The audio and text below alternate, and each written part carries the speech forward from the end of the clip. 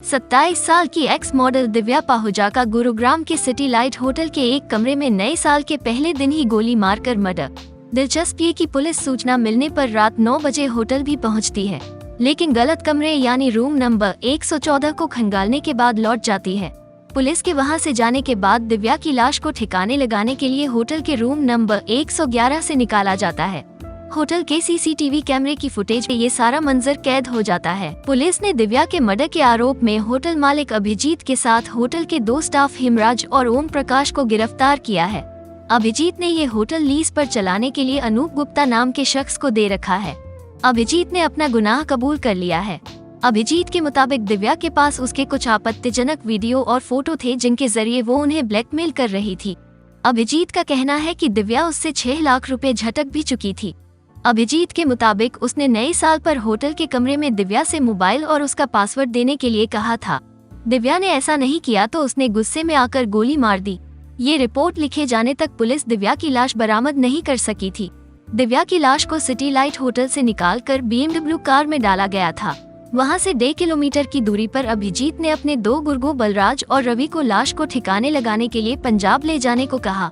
ये कार पंजाब के Patiala bus stand के पास पुलिस को मिल गई है, लेकिन दिव्या की लाश का पता नहीं चल सका। पुलिस बलराज और रवि की तलाश कर रही है। ये कार दिल्ली के अजय मेहता के नाम रजिस्टर्ड है, जिसे अभिजीत ने 20 लाख रुपए में गिरवी रखा हुआ था। आइए अब जानते हैं दिव्या पाहुजा की बैकग्राउंड के बारे में। कैसे 2016 में इसने जेल में बंद एक बड़े गैंगस्टर बिंदर गुज्जर का मोहरा बनकर उसके दुश्मन दूसरे बड़े गैंगस्टर संदीप गडोली को फर्जी पुलिस एनकाउंटर में मरवाया था। इसके लिए पहले उसने अपने हुस्न के जाल में गडोली को फंसाया। जब 2 फरवरी 2016 को गडोली का एनकाउंटर हुआ था तो दिव्या उसके साथ ही मुंबई में होटल के रूम में मौजूद थी। आरोप है कि दिव्या ही गडोली के लोकेशन के बारे में गुरुग्राम में अपनी मां सोनिया को जानकारी दे रही थी। वहां से ये जानकारी जेल में बंद बिंदर गुज्जर तक पहुंच रही थी। वहीं से बिंदर ने गडोली के फर्जी एनकाउंटर में सफाई के लिए गुरुग्राम में सेक्टर 10 क्राइम ब्रांच के हरियाणा पुलिस के कुछ भ्रष्ट तत्वों से मिलकर सारा प्लान बनाया। दिव्या इसी मामले में मुंबई में 7 साल तक जेल में बंद रही। 6 महीने पहले ही जुलाई 2023 को बॉम्बे हाई कोर्ट ने जमानत पर रिहा किया था। दिव्या पाहुजा ही संदीप गडोली फर्जी एनकाउंटर की इकलौती चश्मदीद थी।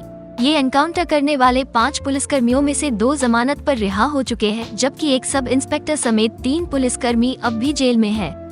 गडोली पर 35 से अधिक संगीन अपराध के मुकदमे दर्ज थे।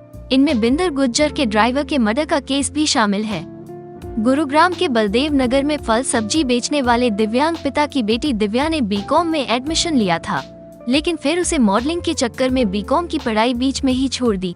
दिव्या के परिवार में माता पिता के अलावा एक छोटी बहन है। दिव्या की बहन नैना ने एफआईआर में गैंगस्टर संदीप गाडोली के परिवार पर दिव्या की हत्या कराने का शक जताया है, लेकिन गैंगस्टर संदीप की बहन ज्योत्सना ने इस हत्याकांड की साजिश मुंबई जेल से रचे जाने का शक जताया है। गाडोली की बहन का आरोप है कि जेल में बंद बिंदर व पुलिस की साजिश से ये हुआ है, क्योंकि दिव्या ही गडोली केस में इकलौती चश्मदीद थी।